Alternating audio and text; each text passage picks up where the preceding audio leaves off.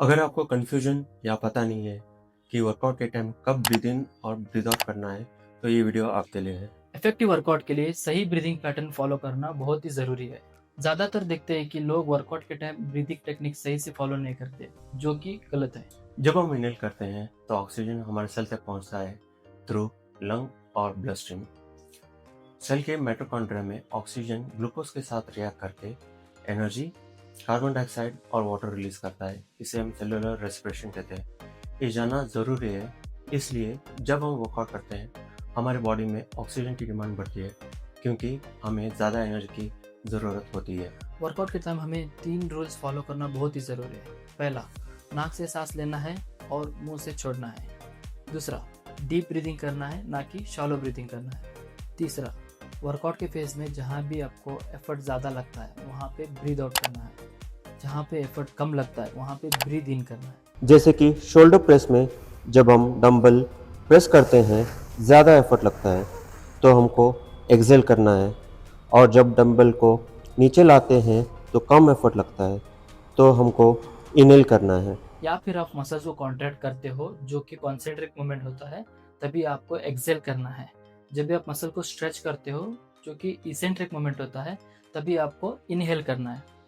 जैसे कि dumbbell curl में जब डंबल कर्ल कर रहे हैं जो कि कॉन्सेंट्रिक मूवमेंट है तो आपको ब्रीद आउट करना है, और जब आप डंबल को स्ट्रेच कर रहे हैं जो कि एसेंट्रिक मूवमेंट है तो ब्रीदिंग करना है।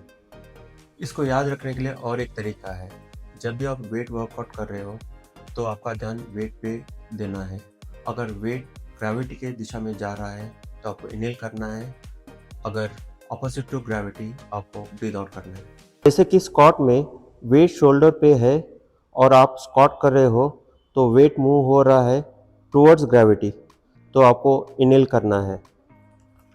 जब आप ऊपर आ रहे हो तो वेट मूव हो रहा है ऑपोजिट टू ग्रेविटी, तो आपको एक्सेल करना है।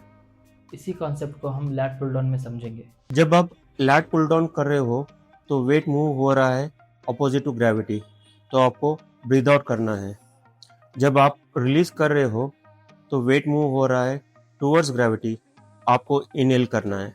अब एफर्ट, ग्रेविटी, कॉन्सेंट्रिक, इसेंट्रिक, ये तीनों चीज़ें एक ही वर्कआउट बेंच प्रेस में समझते हैं। बेंच प्रेस में जब हम वेट नीचे ला रहे हैं, एफर्ट कम लग रहा है, वेट मूव हो रहा है टुवर्ड्स ग्रेविटी और आपके मसल एसेंट्रिक मूवमेंट हो रहे हैं, तो आपको इनहेल करना है। जब वेट पुश कर रहे हैं तो हमारा एफर्ट ज़्यादा लग रहा है, वेट मूव हो रहा है अपोजिट टू ग्रेविटी और आपके मसल कॉन्सेंट्रिक मूवमेंट हो रहे हैं, तो आपको एक्सेल करना है। Benefit of proper breathing technique. Number 1, workout का परफॉर्मेंस बढ़ता है। नंबर 2, वर्कआउट में स्टेमिना बढ़ता है। नंबर 3, लंबे समय तक वर्कआउट कर सकते हैं। नंबर 4, वर्कआउट पे कंट्रोल इम्प्रूवाइज होता है। Disadvantage of incorrect breathing. ज़्यादातर हम देखते हैं कि लोग सांस रोक के वर्कआउट करते हैं। ये टेक्निक सही नहीं है। इनकरेक्ट टेक्निक से ब्लड प्रेशर बढ़ने के चांसेस बढ़ जाते हैं, लोग अनकॉन्शियस हो सकते हैं या कुछ लोगों में डिजीनेस महसूस हो सकता है।